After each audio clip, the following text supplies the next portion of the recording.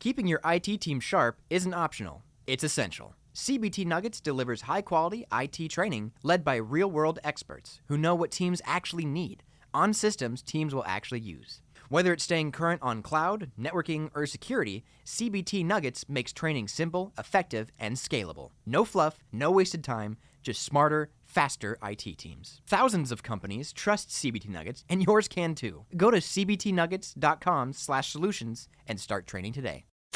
Shop the Sherwin-Williams Labor Day sale and get 35% off paints and stains August 22nd through September 4th. With prices starting at $31.84, it's the perfect time to transform your space with color. Whether you're looking to revamp your interior or exterior, we have you covered with bold hues, soothing neutrals, and everything in between. Visit your neighborhood Sherwin-Williams store or shop the sale online. Delivery available on qualifying orders. Click the banner to learn more. Retail sales only. Some exclusions apply. See store for details.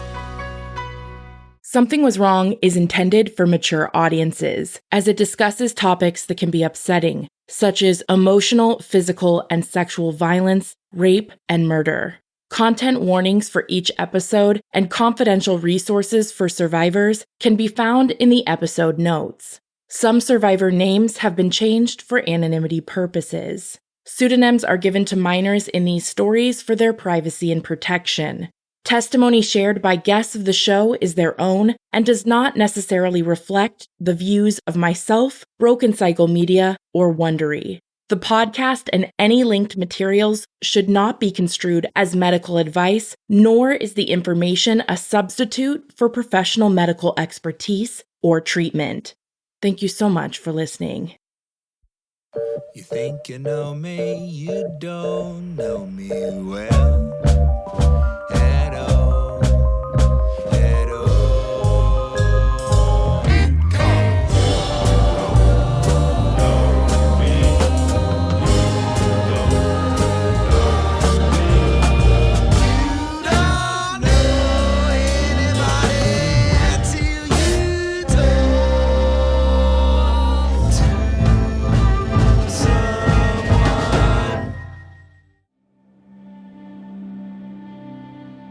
Nobody knew what was really going on. No one knew about the sexual assault. The only thing people knew is it's hard to hang out with Jen. Jen seems different. Even my own mom. Why is she emotional all the time? Why does she seem so down? But no one knew because there was no way I was going to tell a soul what was going on, especially having that religious piece to it. I was the bad guy here in my mind. Going back to the mom, once she figured out it was more than just this friendship, she had said, well, you need to move out. Every month, I would essentially get kicked out, but then she would ask for a rent check. So that went on for like a number of months. At this point in time, I had given a lot of my money in rent. They would ask for certain things. I would just hand over money. I felt like I had nothing. Finally, one day, I had gone to a religious leader. I had not been active in church, but I went to them and I reported what was happening because I thought that was the safest place I could go. I'd set up an appointment and I went into his office. He sat me down. His response, I'm not going to even say that it was good because it was terrible. But there is something that he did say that stuck with me to this day. As I was recounting what was going on, he looked at me and he said, I'm going to ask you something. If you had a daughter, Jen, would you want her to be in a relationship like this? It was this light bulb moment of, holy shit, there's no way that I would ever want any of my kids or loved ones to experience something like this. And he goes, why do you think that you deserve this? That was also coupled with him telling me that I would have to go internally. They have their own courts, for lack of a better term, that I would be facing excommunication, basically reprimanded for my part in this. That's when I started questioning spirituality and that specific religion, because I was met with that. Whereas for him, everything was just swept under the rug because he was given a calling. And within that church, a calling is like an assignment. And he was assigned to work with the young men, ages 14 to 16. I remember them specifically saying he needs a calling and he doesn't need to be reprimanded because that would make him feel further from the church. And you know what's interesting? In the years since then, there's folks who have spoken out against the atrocities within the church and the way that they have protected folks who have either caused harm through IPV or domestic violence and sexual violence, and the way that it's just completely been mishandled. It's a very patriarchal religion. It's made me proud to see some of the folks. I've had the opportunity to work with coalitions who support the survivors in that area now. That experience completely changed my world. I still didn't leave after that. It took a couple of months, but I'll never forget I just hit rock bottom. My friends had distanced themselves from me because they said it was too hard for them to watch. They only knew what I had shown them. They didn't even know the half of it. I think I was also to blame for creating that distance because I didn't like the fact that they disapproved so much of him. I had started opening up to some friends, mainly my best friend that I call my sister now. I told her what was going on and I called her one morning. They had left to church, him and the mom, and I said, I have to go. She came over, no question about it. We loaded up my car. We loaded up her car with every possession that I had from that house. She moved me into her home and I dumped everything in her spare bedroom. And that's where I lived for 2 months. I finally told my mom one night, I told her, here's what's been going on. I finally opened up to a friend. And this was 9 months after the sexual assault where the dog had bit me. And that person had said, you need to report it to law enforcement. Another friend came with me. We went down to the station and we made a report. And that was one of the other traumatic experiences of this, was sitting in a room with a strange man. And I believe there were 2 of them, having to recount these horrors and question whether or not they're believing me. And the questions I was getting were things like, well, why did you invite him over? Painting this story, and they're also questioning the validity of it and your role in it. Talk about victim blaming. And I remember feeling like, am I to blame? Because they make you feel like it's your fault or you had some role in this. That's at least how I felt in that scenario and in that situation. So I make the report. I didn't know what a restraining order was. A friend of mine was working at a state hospital, actually. She had told me of a position. I applied for it. I left the state with, I think I had like $100 to my name. I was in my sister's house decompressing for those 2 months. I moved back to Utah. I got a therapist. And I'll never forget when she looked at me and she goes, Jennifer, you were the victim of domestic violence. And when she said those words, I can only imagine the look on my face because I felt confused. And I'm like, how? I'm not married to this man. I'm in college. We don't have children. It didn't even dawn on me then. It does now when I work with students. I always tell them, when you hear the words domestic violence, what does that look like? And a lot of them will say, oh, well, it's a woman and her husband comes home from work and he's tired and hungry and he physically assaults her and there's kids that are crying. And we always unpack that and say, look at that. You just painted me a picture. You assigned the victim and survivor an age. You just put them in a heterosexual relationship. You just determined that this was a married couple. And that is why in the field we use the words intimate partner violence or gender-based violence, which helps us just recognize everyone, because this is not something that only happens in heterosexual relationships. It's not only something that happens to adults. You do not have to be married to this person. It gives us the ability to have conversations about teen dating violence, about what happens in the LGBTQIA community, the way this shows up for marginalized groups. What does this look like for our young adults? What does safety planning look like? Because that's going to be different depending on what demographic you come from. But again, I would have never had the language to even pair that. And I remember that being so eye-opening for me. Eventually, I was called back to Orange County. An investigator had me come back to do a covert call. The way he explained it to me is we were going to call him, he was going to listen in, and I needed to try to get a confession because it was 9 months after the assault. I completely broke down even before the call. And he's like, I have kids do this. I remember looking at him and I'm like, how do children do this? They do this with molestation cases and sexual assault cases. I couldn't even fathom how a young person would do this, let alone myself. And here I am in my mid-20s. So we make the call. He answers. Immediately, he goes, I don't know what you're talking about. I don't know what you're talking about. Please don't ever call me again. You're crazy. Ends the call. The investigator, when we hung up, looked at me. He goes, that man knew exactly what to say to cover his ass. I can't arrest him, but I guarantee I'm going to take a trip out to his house, which is exactly what they did. I had to drive back up to Utah, but I did get a call from my former boyfriend, and he was just irate at the fact that I had even come forward and spoken to law enforcement. He's like, they came to my house, and he's just going off. And essentially where it landed was, if anything were to ever happen in the future, this will be on record and on file for him forever and always. I'm not going to lie, every time I've watched the news, even though this was 15 plus years ago now, I've always just questioned or wondered or if I would see his face. Because that church community is a very small community. I would run into people who had known him or crossed paths with him, whether that was when he was doing his missionary service. There are so many folks who were like, oh, yep, that sounds like him. Someone had said when he was on his mission, there had been word of him going into rooms with 16 and 17-year-old girls and paying his mission companion to stay outside because he needed to have private conversations. So this man has a long history of abuses and nothing being done about it.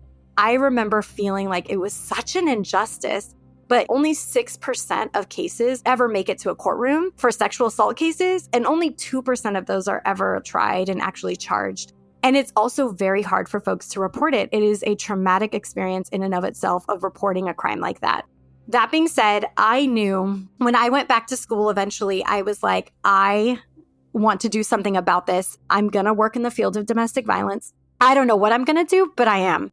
I eventually re-enrolled in school. That's where I started this healing journey. I got a degree in public health. And I remember, because I went back to school in the state of Utah, I had worked with a presenter from the Utah Coalition Against Sexual Assault. I was at a conference and I heard her speak. And that's the first time I heard someone who was validating my experience and who was telling my story. I was like, whoa, that was my first time ever seeing a preventionist in action. And for folks who don't know, a preventionist in the field is someone who is a prevention practitioner. And we'll get into prevention and what that is. But that was my first time. And I was like, whatever she's doing, this is what the world needs.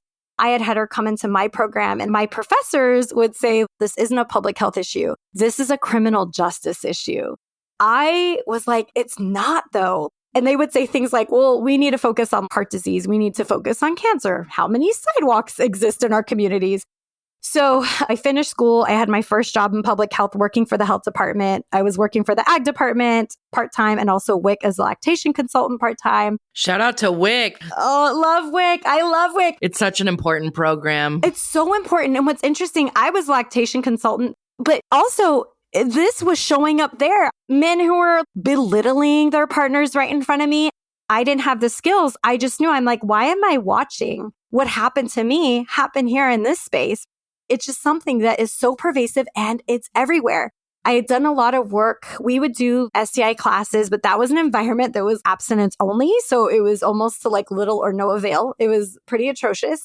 I had done a lot of prevention education work on nutrition and again, like breastfeeding and things like that. And had still done some collaborative work with prevention educators who were talking about things like gender-based violence. But back then, it wasn't such a norm to talk about it as a prevention strategy or looking at things like risk factors and protective factors. It just wasn't at that point in time. So fast forward, I end up eventually meeting the father of my two kids. I had been in school. I met him right before I graduated. And this is 2 years post exiting that relationship. And in my mind, I really thought I had healed. I had actually gone out with my roommate at the time who had broken up with her boyfriend. I wasn't planning on going and I met him. It was like a salsa club, but for 18 and older. So they don't have alcohol, nothing like that. I told her, I was like, I'll go with you. So I went and I sat in a chair the whole night. And normally I would love to dance or like have fun, but I didn't. And I went to the bathroom at one point to splash water on my face because I just wanted to go home, but I was there to support my friend. And he was standing in front of the chair I had been sitting in. And he's like, well, do you want to dance? And in my head, I said no, but I was like, sure. That night, I was walking in my car and he was like, well, let me give you a ride. And by ride, it was like across the parking lot. And I was like, okay. He had asked me on a date that following Sunday. And it was so innocent. It was to IHOP or something. And I made my roommate come with me. That was another practice I had after my first boyfriend. I would always bring a roommate or a friend when I'd go out on dates. I dated off and on in between, but nothing really substantial. I was finishing up college, but worked at a bank that was across the street from a gym. Their dad loved the gym. He was a competing bodybuilder. That was not my type at all. But we had mutual friends from that gym because they would all come to my bank and sometimes I would go to that gym. I was like, oh, well, this guy seems safe. He was a little bit older than me. He had a job. He had a really nice car. And that person came in being very nice and very loving. One thing I didn't recognize is that I feel like my emotions were very turned off because I had dated in between and all the experiences were awful. Nothing as bad as what I had gone through with my first boyfriend. But when I met my kid's dad, it just felt matter of fact. I didn't have to have an emotion. I didn't have to invest. And I know that that sounds so horrible now, but at the time that felt safe. And I thought, well, maybe that's what it's supposed to be. Sometimes it's when we play the worst case scenario game. For some people, they're like, why are you even thinking about this? And for some people, it's like, this actually helps me. Exactly. I didn't know it at the time, but I was like shut down. There was no vulnerability for me. That was out the window. It was safe. I was at this point 29-ish. And so in that world too, I was like, well, I know I want kids. And this man's like, I want kids. I wanted the white picket fence. I wanted all the things. For sure, that was the draw. That's what drove that decision making.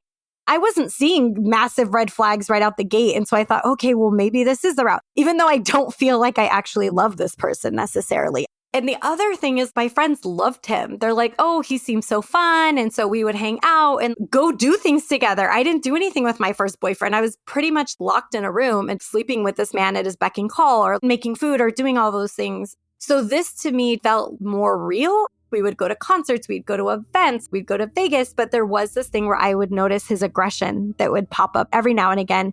One time we were planning a trip to Vegas, he completely lost it, but he did have, Graves' disease. And so he'd be like, well, that masks different mental health issues. And that's why I'm so explosive. That was his reasoning for it. And so I just bought it.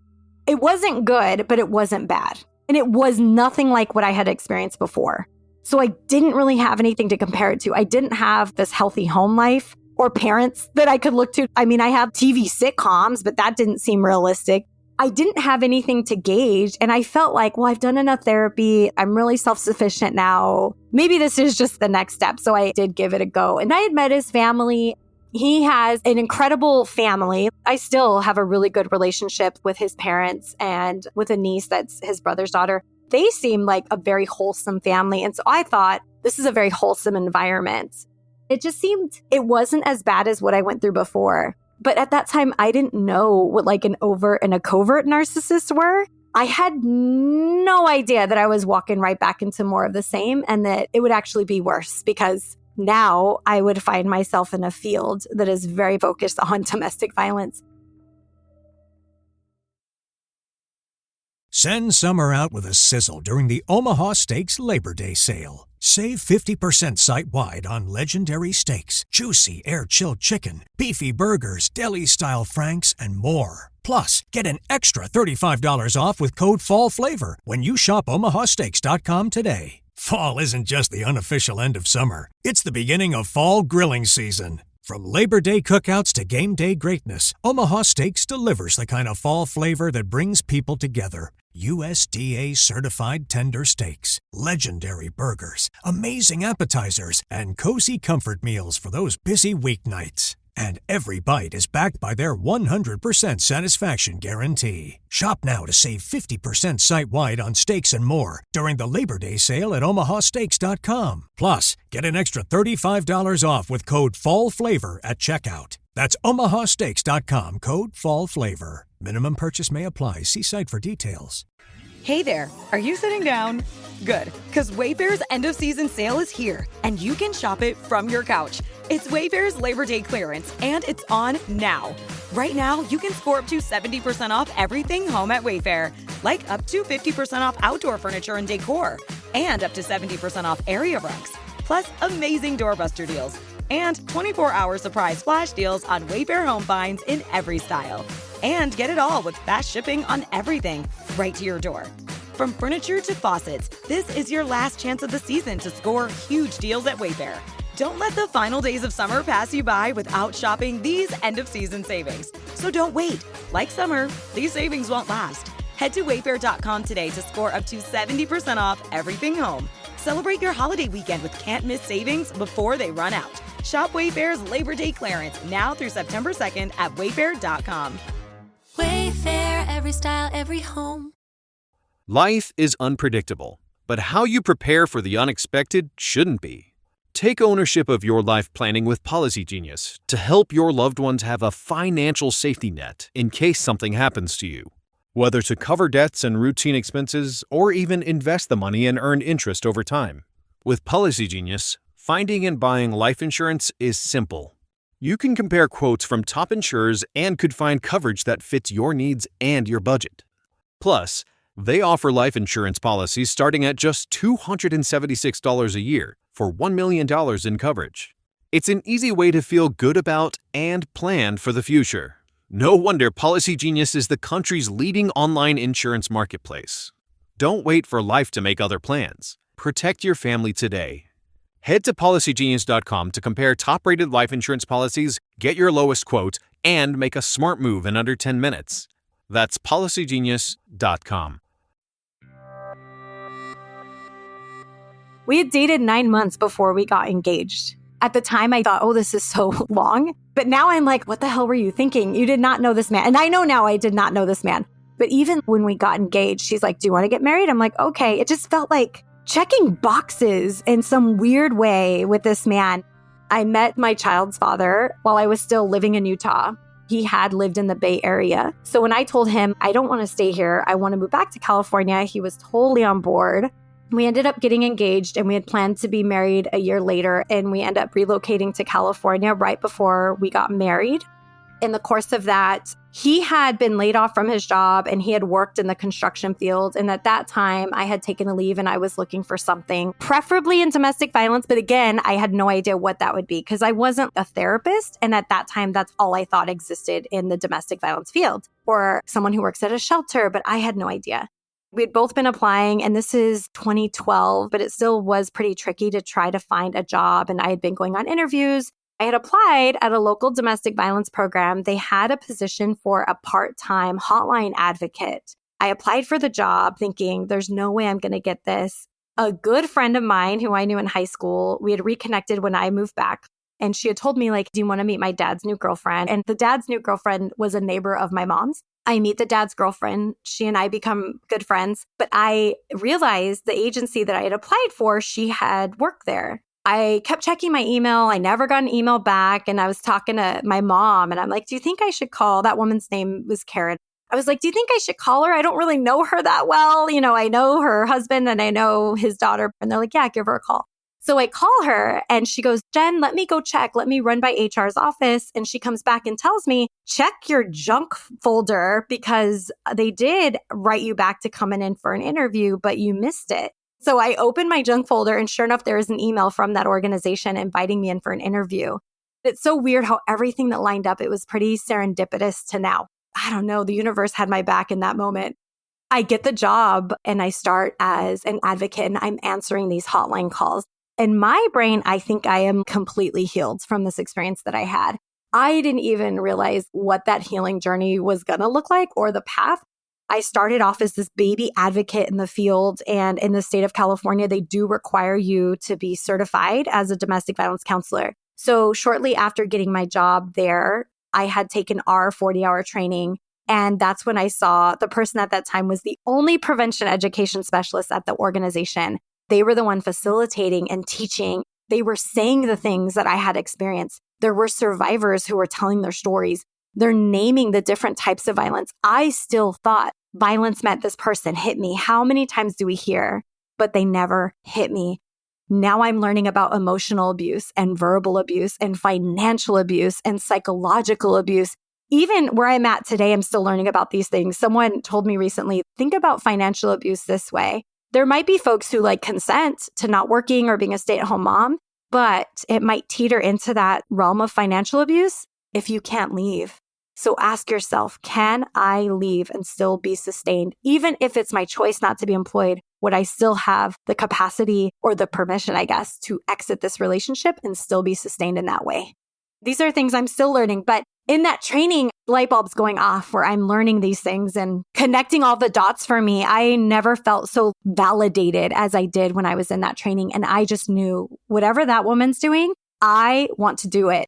That prevention person who I was so enamored by the work that they were doing because they were in the community. They were in high schools. They were teaching young people about teen dating violence. And I was just like, how are you having these conversations with young people? How could my life have been different had someone in high school told me what a healthy and an unhealthy relationship was? It was not anything that was ever talked about. The organization I had worked for had actually been around since the early 90s, but I had no idea that these things existed. I had been in that role about 9-ish months, and I had actually just found out that I was pregnant with our first child. Things with my partner, I noticed the aggression here and there, but they weren't as bad yet.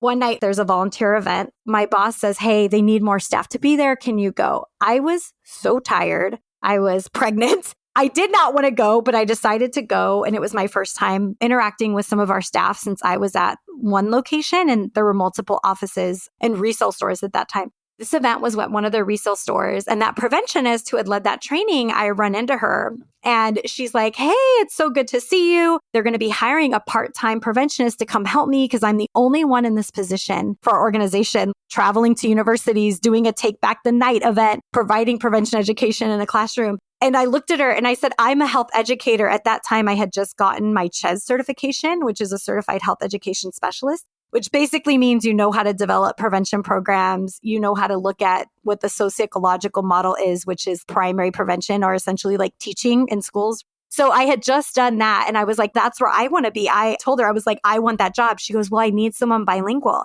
I am bilingual English, Spanish. And so I interviewed for that role. I was 6 or 7 months pregnant. I didn't know if I'd get it. And I remember after my first interview, I pulled them aside. I said, I know I'm pregnant. I am going to have this baby and I'm going to come right back.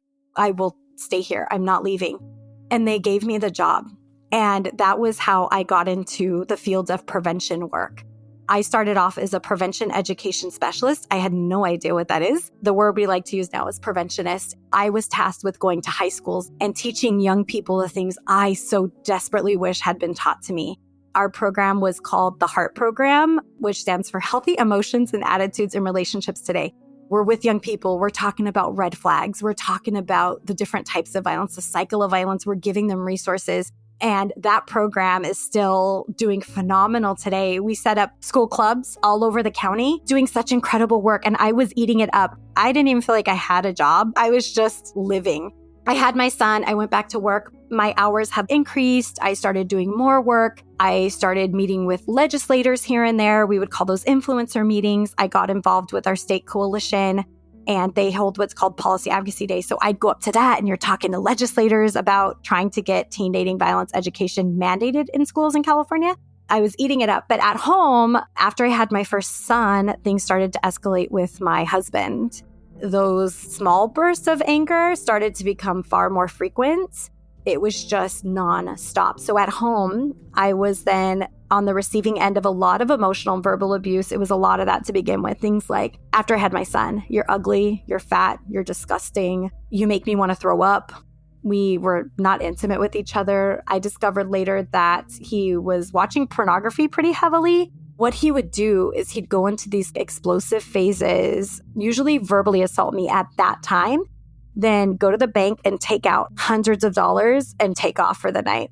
I would confront him about the money that was gone, and he would shove me, push me, hit me. Later on, I found out he was blowing it at strip clubs and who knows what else he was doing. It started ramping up, and that was just the norm. And I, again, was like, this is supposed to be a normal relationship. And here I am in the midst of my fields.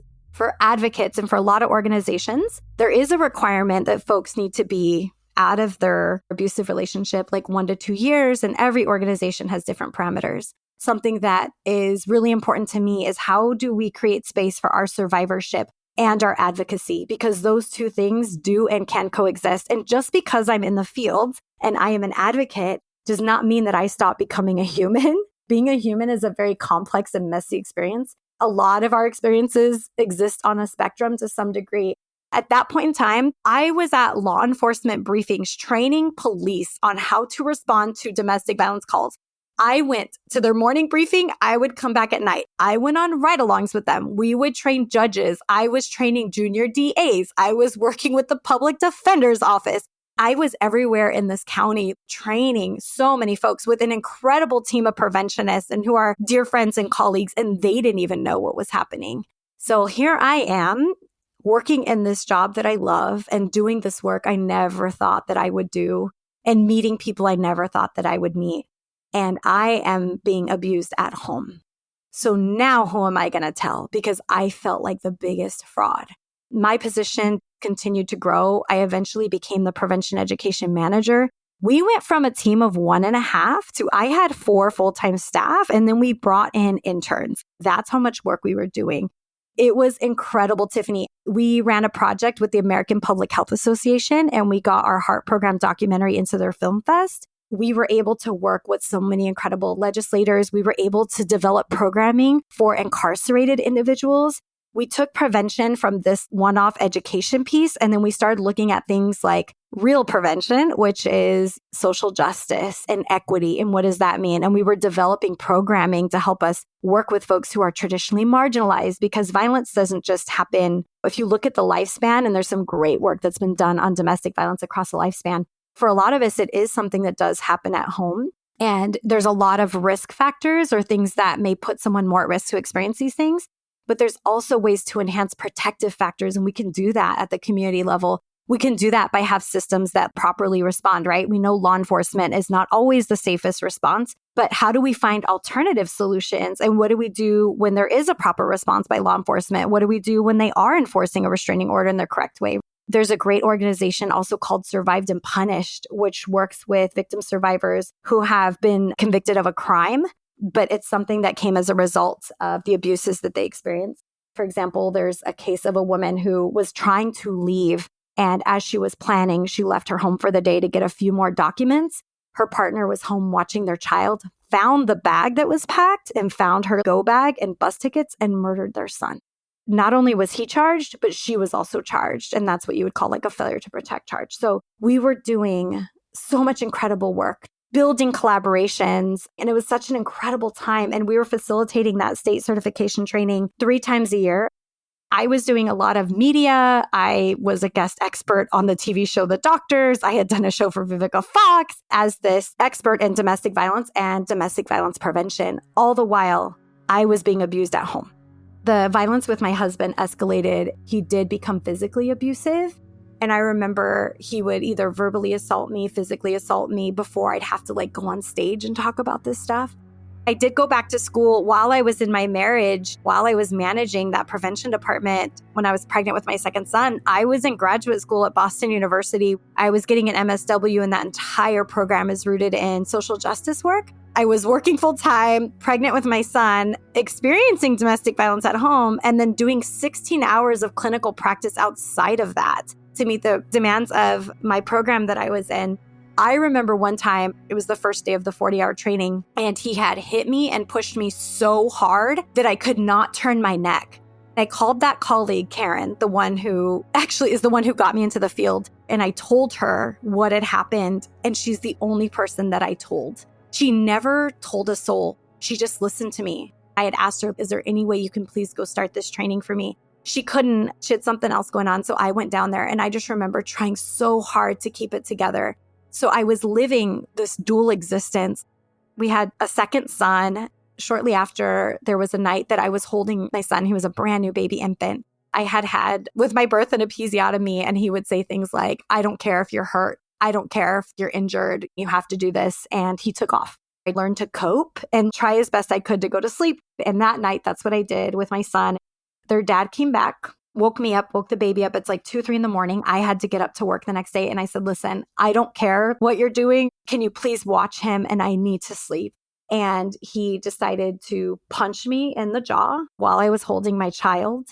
I looked at my sons, and I remember thinking, I am not going to be responsible for them doing this to their partners in the future, because I stayed and I told them that this was okay. That was that light bulb moment in that instance. I did notify law enforcement. It was full police, but these were the exact same police that I had trained. And I am now looking them in the eye in my living room. It was like my 2 worlds had collided. And my first thought was, I'm going to lose my job. But at that point, I didn't care, because it wasn't about me anymore. I knew the second I made that call, it's game over. I'm going to need to do something. I got a call from a detective who I was just in their office setting up, again, programming, working with their own advocacy internally. And that detective gave me a call and was like, hey, Jen, it's me. And I'm like, oh my gosh, I didn't even know what to do, what was real anymore. Their dad ended up taking off. He fled from the police. He drained the bank account completely down to nothing. He left the state and went back to where his parents were living in Utah. I went into work. I sat down with my boss and I told her everything. Within minutes, they had me meeting with our executive director. I was just like, listen, you can fire me. It's okay. And she looked at me and she goes, Jennifer, there are so many of us who are survivors. We have board members who are survivors. There are many folks who are survivors. We got you. I had been afraid for so long that I could not tell anyone what was going on. So yeah, I did not lose my job. I am so thankful for the folks who stepped in. I thought these people are going to judge me. I'm going to be a fraud. I was not met with that. I had so much support. I mean, these people are my close people and like my tribe to this day, including Karen.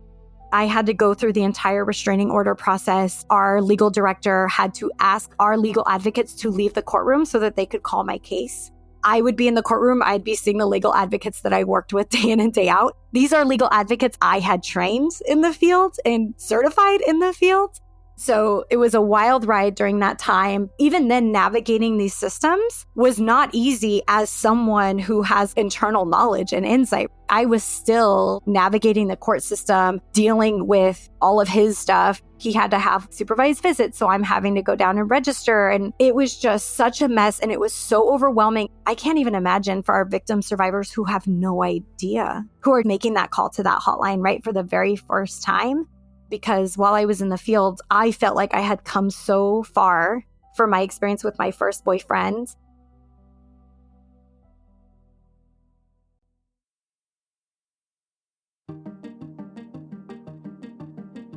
I stayed in the field and I stayed in the work. I really love the work that I got to do. My two big loves are prevention and policy. And I loved all the opportunities I had to do policy advocacy with our statewide domestic violence coalition. And I had been going up there since I first came back from maternity leave with my oldest son.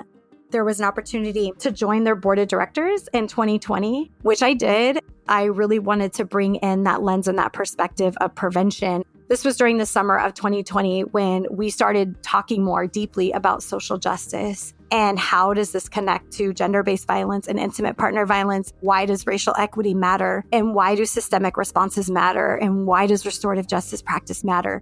We were having so many critical conversations at this time, but I did find myself in my role almost burned out. Like I was just exhausted as much as I loved it. So I did take a break and I went to do some other work, but I stayed on the board.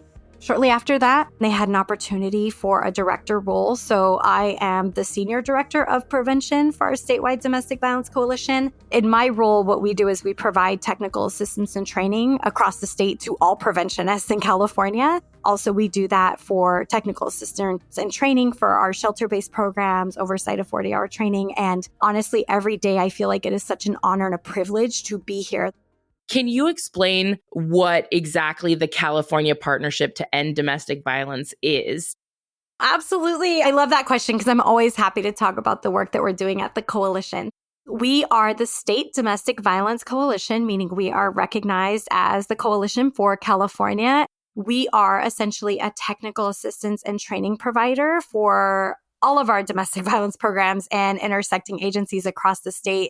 What that means is we have member organizations, which are typically comprised of domestic violence. Some are shelters, some are non-shelter based, or dual sexual assault and domestic violence organizations. We provide technical assistance and training. So if an org is wanting to know what are best practices with shelters, we hold webinars that talk about how do you set up a DEI plan. We create a lot of culturally specific spaces.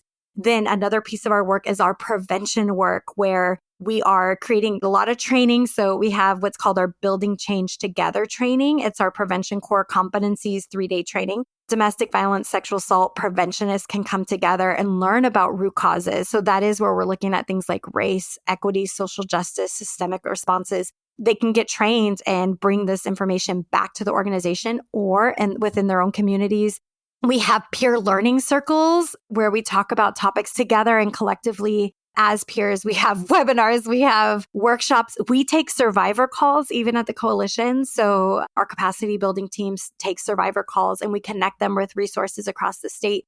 Also at the partnership, policy is a strong priority. So some of the work that we do is policy advocacy. So when we talk about legislation, it's harder sometimes to do that at the local level alone. So a lot of the work that we do is centered around setting strong policies. So in support of bills, policy advocacy, we have a policy advocacy day. Anyone can join the partnership, by the way. You don't have to be an organization. You can join it as a survivor or as an individual member. You can join us on our policy advocacy day when we are talking to legislators about the bills and the priority areas for that year. I know we'll probably talk about VOCA, which is a strong priority issue for this year. It's the Victims of Crime Act money. We look collaboratively at the national level with our national partners on different issue areas, but there's a lot of cross-sharing of information and how we can best support the folks who live in our state. And for California, there's this perception that it's this vastly holistically that we're all super progressive, and that's not the case. So a lot of it is, how do we meet the needs of our organizations based on where they may be and based on what those geographic regions look like? Because it's going to be very different when we're looking at a rural community versus urban and so forth. I am surrounded by the most amazing and incredible human beings on the planet because they work day in and day out to ensure that our victims and our survivors are at the center of everything that we do. They work day in and day out to support the advocates that we have across the state and our survivors and folks who are in alignment with the movement. This is not only when we talk about intimate partner violence, a lot of the conversations that come up for us are things like economic justice, housing insecurity, food insecurity, and how all of these things can be risk factors for domestic violence. We're talking a lot about health equity work. And what is health equity? That encompasses that economic justice piece, but also things like reproductive justice, paid family leave rights. It's so vast and it's so broad. I am also a part-time lecturer. I work for Cal State University and I teach their intimate partner violence class. When my students come in, one of the first things I tell them is, you think you're here to learn just this one thing, but you're going to walk out of this class at the end of the semester and be like, wow, I had no idea. I thought this issue was just this one thing that happens between intimate partners or within a family dynamic. And it's really not. What that tells us, though, is the way to prevent it is so much more vast and wide. If you are being stalked, you are still the victim of domestic violence. Say they've never made contact with you ever, it does not matter. That is still emotional abuse. That is still psychological abuse. It's just like breaking objects. We still consider that physical abuse. It's a threat of harm, but you're also breaking physical property. And another thing too is infidelity. We would also consider to be a form of domestic violence. It is manipulation. It is emotional abuse. It's not something that is consensual to the other party. I think one of the biggest takeaways, even for me, is that sometimes when we think about victimization, when we hold the bias about what domestic violence is, we hold the bias around who could actually be a victim of this. And the answer is anyone. I think one of the other things that we're still unpacking and we're still figuring out how to address are our societal and social norms that also keep this going. That perception that men can't be victims of this. Our statistics say 1 in 4 women are victims of domestic violence. And what is it? Like 1 in 7 men domestic violence. But if you're including other forms of violence, that number jumps up to 1 in 4.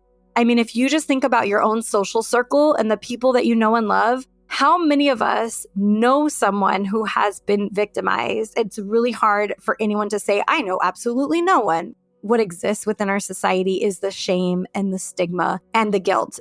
For men, the one emotion that is acceptable is anger. And if we can do more to dismantle toxic masculinity and talk about our emotions, one of the things that stuck with me in grad school is the opposite of addiction not being sobriety, but the opposite of addiction is connection. And I wholeheartedly believe that because, as I said earlier, trauma serves to disconnect us. It does. The opposite of trauma is choice. The way I conceptualize that is I think about breathing. In my day-to-day, when I'm driving or sitting, I'm not thinking about oxygen. I just know it's readily available. And as a human, I expect that I can breathe. I don't think about it. But what would happen if I were drowning? It would turn into survival. So that choice for me to be able to breathe is gone. And I feel like systemically, we can really start to address this if we can just name it and we can give permission to feel.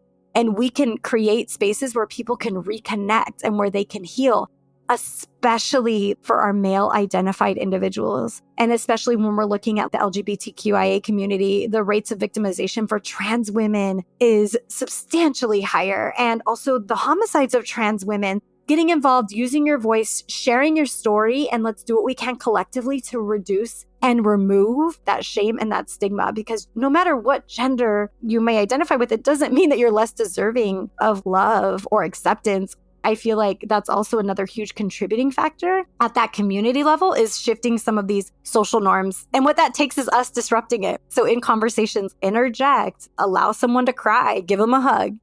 The work that we do now, everything is about centering survivors. I do see it as such a responsibility to have this platform and to be able to continue to provide education. And if it just helps one person know that they can call a hotline or they can safety plan or there is a way out and that on the other side of it, they can thrive. This work, it was built by survivors and survivor voices. Also, we know community-based work is where it is at, making sure that we are centering the voices of those who are most marginalized, going to them to talk about what do solutions look like. The communities and the individual who has been impacted is the holder of the answer of how it is going to be prevented. Sometimes it takes someone sharing a story for you to be like, shit, that's me too. These unbalanced and unhealthy relationships where there is coercive control, a lot of these things have impacted us for generations within our family dynamics. But when we're looking at domestic violence across the lifespan, it's looking at a 4-year-old who is showing up with disruptive behaviors, let's say, or maybe they're having a hard time hanging out in school. So instead of coming to them and saying, what is going on with you? How can we support you? Historically, we've punished folks, or looking at a teen who might be choosing a violent peer group. How long did it take us to ask the reason why? We know that addressing domestic violence, sexual violence, gender-based violence at all levels, whether that's the individual, societal, or policy level stuff, it's going to take us working at all levels and really looking at people and looking at impact and building in systems and responses that meet the needs of us as individuals and meet the needs of our own trauma. It's that paradigm shift of, instead of when we look at people who are acting out and we're like, what happened to you, as opposed to like, what is it that you're doing? It's just about us really being trauma informed. We're doing that with our prevention work. I have the most incredible team that I get the chance to work with who are having these critical conversations with our communities where we're looking at how do we center survivors? How do we go to them for those answers? Like women's liberation, we look at those movements, which were great, but they were also very white-centered. And that means that they heavily relied on systems that were also very white-centered. So that being said, in my capacity now, there are a lot of failures at all of the different levels, but we get to name it. We get to address it. We have incredible trainings where we try to build up the efficacy and the aptitude of our preventionists in the field because we want them to be able to say these things. But also on the other side of that, we're looking at legislation and policy because legislation and policy is how we open the door to make sure that we are having these conversations. I think about the California Healthy Youth Act. We've been trying to get teen dating violence education mandated in schools. Well, it wasn't until the California Healthy Youth Act that came on the scene in around 2016, which was comprehensive sex ed for our youth, saying that you need to be inclusive of the gender spectrum and LGBTQIA communities. You just need to make sure in your sex education, you are being inclusive and that teens are not having to go online to find information. They're not having to go to Pornhub. A big piece of it was HIV and STI prevention. That piece of legislation came about in, like I said, 2016 and 2018, we were able to add on the healthy relationships piece. So now the law, as it is in Ed Code, you have to teach healthy relationships to youth once in middle school and once in high school, along with comprehensive sex ed and human trafficking. And my kids benefited from that work directly, which we discovered in our pre-interview. I remember my kids coming home and telling me about some of the stuff they were learning about at school and how it related to my work. I was very impressed. I think it's so important. The work you do is endlessly impactful. Tiffany, that makes my heart so happy to hear because this is collective voices of advocates. I am just one person. I really feel like prevention is synonymous with healing because it's fostering connection. And a lot of what trauma does is it disconnects us from whether that's ourself or the community itself. As I was describing in my story, I just felt like I didn't even know who I was anymore. And that's what trauma does. I think the biggest thing for me, Tiffany, is I never in a million years thought that I would be here. And what I would want victims and survivors to know is that there is a place for you here. If you have loved ones, friends, family in your life who have shared anything like this with you, the big piece of advice is I just tell folks when they ask me, like, what can I do to support a friend, is to believe them. Just believe them.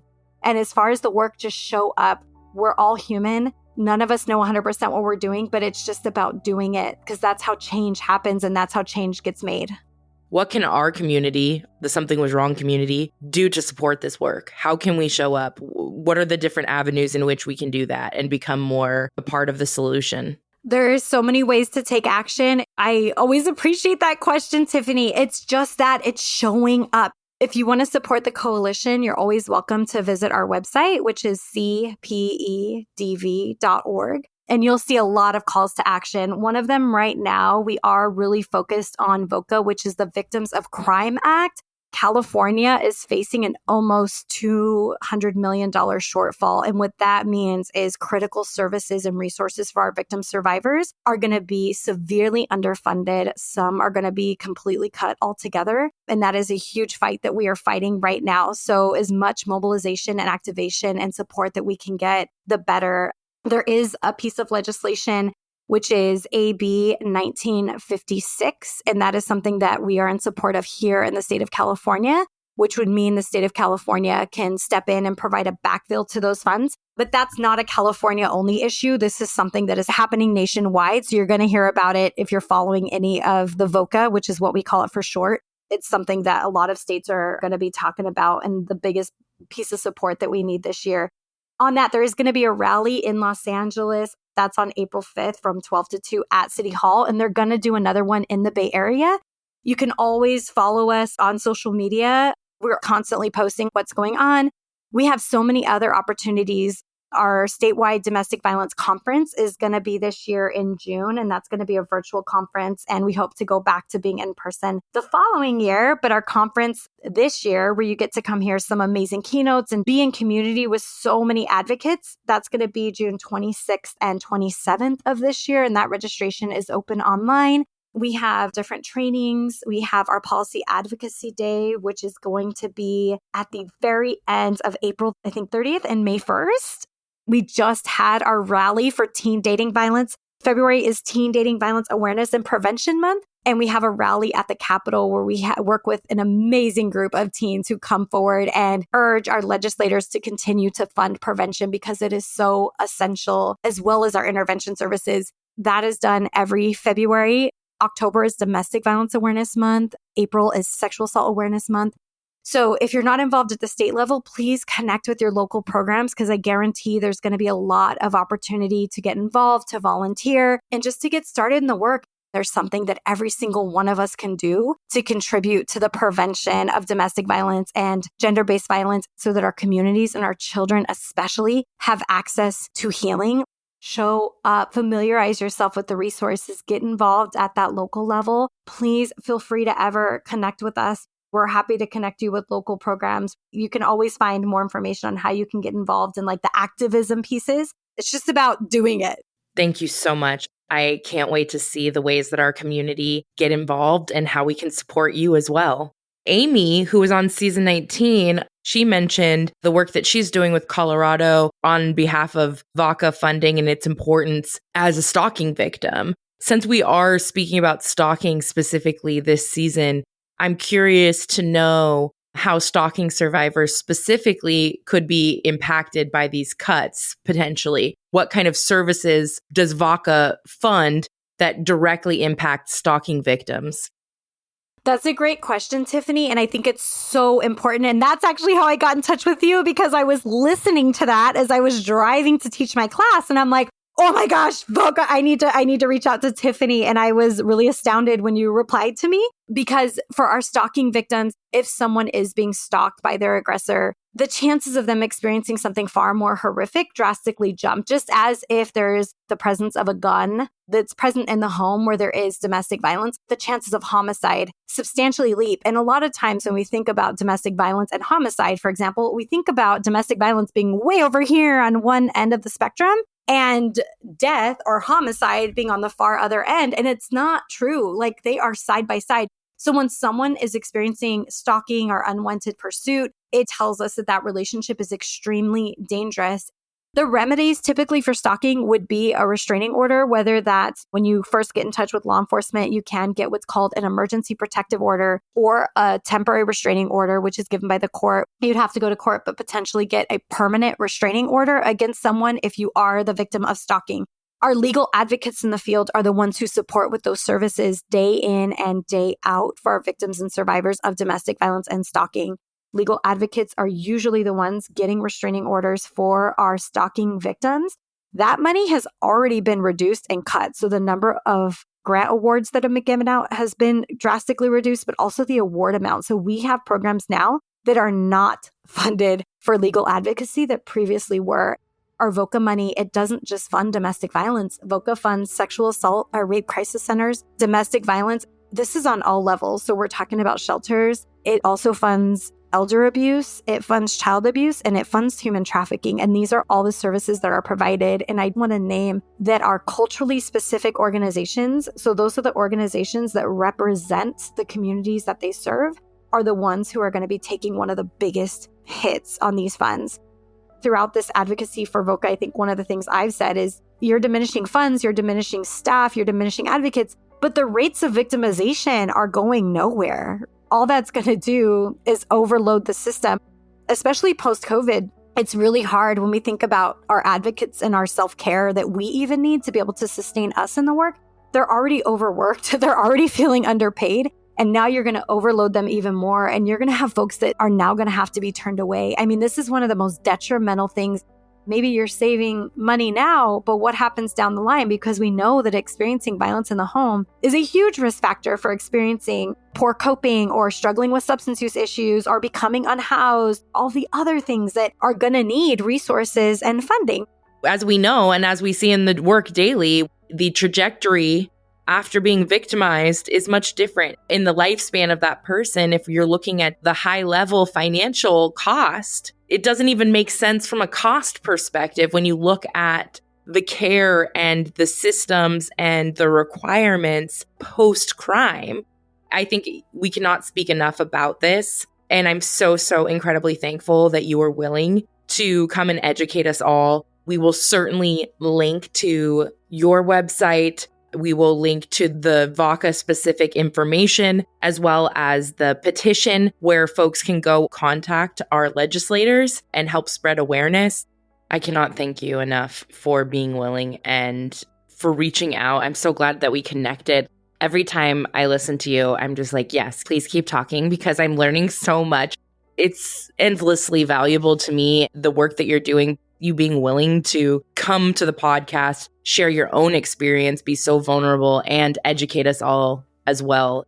It's incredible what you've overcome. I am, again, endlessly thankful to you for your time and your energy and your bravery, the work that you do on a daily basis. Thank you, thank you, thank you. You are an inspiration. You're making real and direct change in people's lives. That's incredible. I think that's more than anybody could really hope for, to leave a legacy like that on this earth. Oh, thank you, Tiffany. I really want to thank you again for this opportunity. And the call to action, there's just so much work to be done. It is such an honor to be able to name and help support and get those voices out there.